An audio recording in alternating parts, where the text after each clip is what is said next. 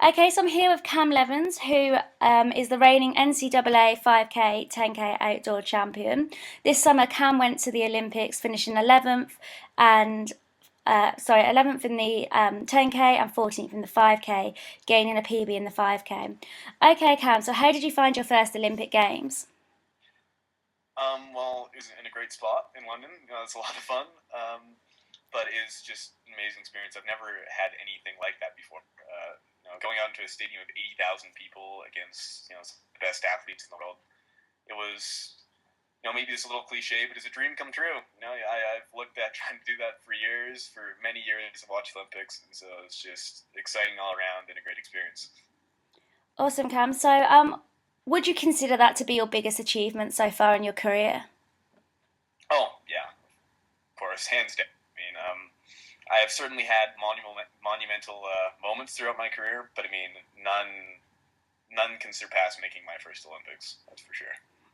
Okay, who inspires you the most? Have you got a particular athlete that you look up to?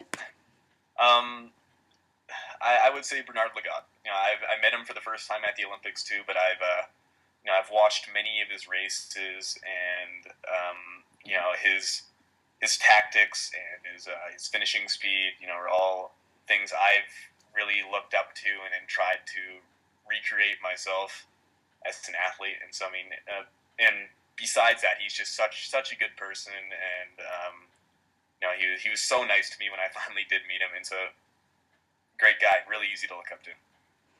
Okay, so Cam, so you are renowned for your high mileage, recently tweeting that you did 190 miles within the week. Us British guys are basically interested of how you broke down that 190 miles because it seems like a lot of running. Yeah. Well, at the moment, it is just a matter of trying to get used to it. And so, at first, I was just trying to cover the mileage. I was basically just trying to get just get my number at the end of the week. My body is capable of handling that much pounding, And I've recently started bringing in more speed and more quality into it.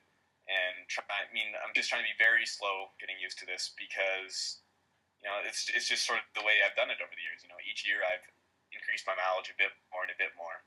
And I think the real focus just has to be on trying to run a bit more, trying to run a bit more. And then this I get from that, try and fine tune sort of getting the tempos. It's just fine tuning the strength that you gain from all the mileage. That's just my personal thoughts on it. Okay, Cam, do you add any strength and conditioning training sessions within the 190 miles a week?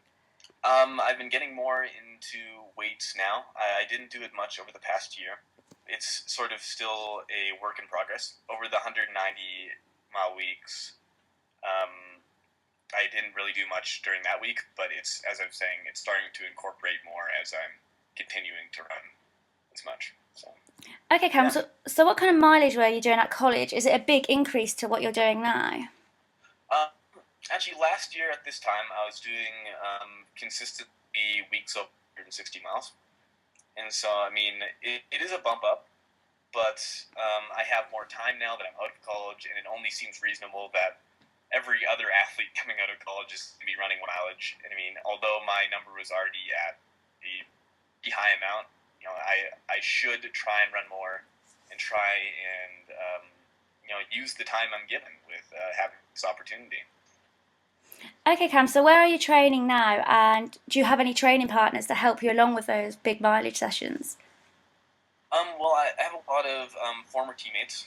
I'm no longer part of the Southern Utah University track team anymore, but I'm a volunteer coach, and I'm able to still train with some of the athletes periodically, mostly just for mileage. I sort of have my own plans working out with my new coach, Dave Scott Thomas, and but they're great for being able to help me cover mileage. It can be a few runs in a day, and so it's nice to have somebody there to help get me through it, especially right now when I'm just trying to adjust.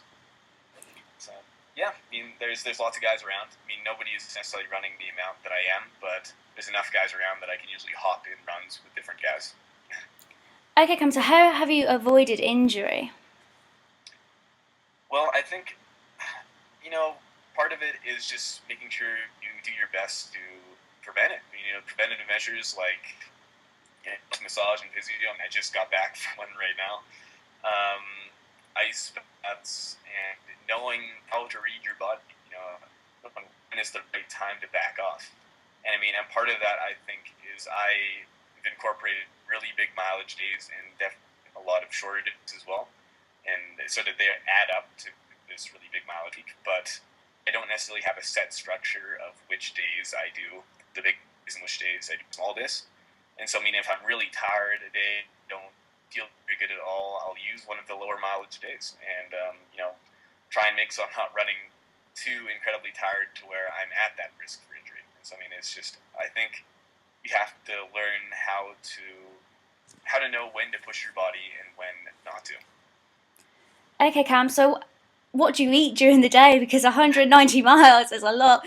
Like, what kind of food do you consume, and how many calories do you reckon you take a day? Do you work with a nutritionist, or? I don't currently have a nutritionist. I figure on my big mileage days, I probably need to take in about 7,000 Wow. calories. And that's it's almost impossible to get that amount in. And so, once again, I think that's one of the things with having the lower mileage days too, is that I'm able to eat more on the days that are lower days that I can help recover, replenish my glycogen storage, and yeah. So I just try and eat a really, really big variety of foods. I'm trying to make sure I get in everything that I need, and I'm not skipping what I need to eat, especially right now with the huge training phase. I just need to make sure I'm getting that caloric amount. And I'm looking to working with a nutritionist. Now that I'm starting to work with Dave Scott Thomas. They have a nutritionist associated with the group by the name of Trent Stellingworth, and I'm hoping to start working with him here pretty soon. We're still working things out. It's very, very very new relationship we have, and just sort of transitioning from college to this professional level. And so we'll see how things go. It's just in a new point of my career. I'm trying to figure things out. Okay, Cam. One of the the Eightlane forum, one of the questions was, do you have plans for the marathon? Well, it's an obvious choice eventually one day. I don't know when I'm going to do it, but I'm definitely going to do the marathon eventually. I still believe I have a lot of room for potential in my 5,000 to 10,000 meter. But with the amount of mileage that I run, it's an obvious choice that I'll be a marathoner one day. I can handle the training that is required for a marathon, and so I can't give any time range when I'm going to do it, but it's going to happen one day. Okay, Cam. What's going to be your plans for 2013? What are the kind of big aims? Well, the cross country world championships. I'm really looking forward to that. One of the big things we're trying to do in Canada is trying to rebuild cross country across the country, because sort of died down even at an international level. A lot of countries have sort of pulled away from it. So we're trying to get a really good Canadian team together and show the importance of cross country to our main athletes, or some of our best athletes. And I'm really looking forward to that. I think it's going to be great for track season if I'm able to do well there against an incredibly deep field. That goes without saying with how good that field's going to be. And then of course the World Track and Field Championships, outdoors. I think those are the two main ones. I've sort of do a little bit, but that's still to be decided at the moment. Those two for sure. Will you double up at the Worlds if you go to Moscow? It's in the talks. We'll decide again. I sort of feel that if I watch one of the events go by, I'm gonna wish I was in it, and so at the moment I would like to. We'll see how both events go.